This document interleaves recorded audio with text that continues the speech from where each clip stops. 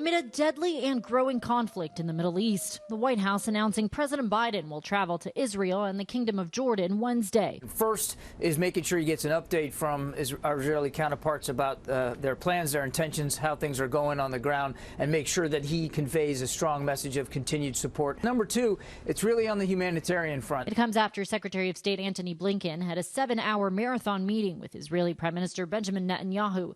Israeli authorities preparing to potentially launch a massive land assault in Gaza, a city already suffering from a growing humanitarian crisis. That crisis is why President Biden is also traveling to Jordan Wednesday to meet with King Abdullah, Egyptian President el-Sisi, and Palestinian Authority President Mahmoud Abbas.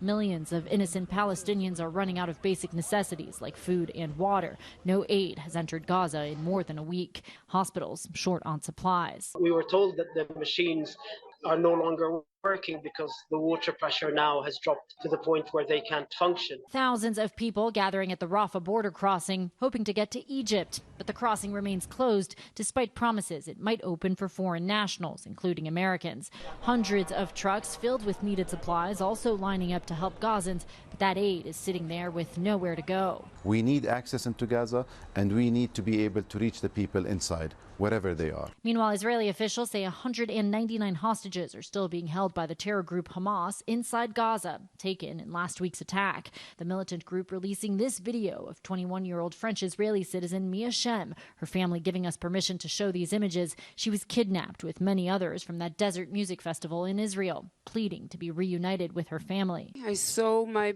baby on television. I didn't know if she's dead or alive until yesterday.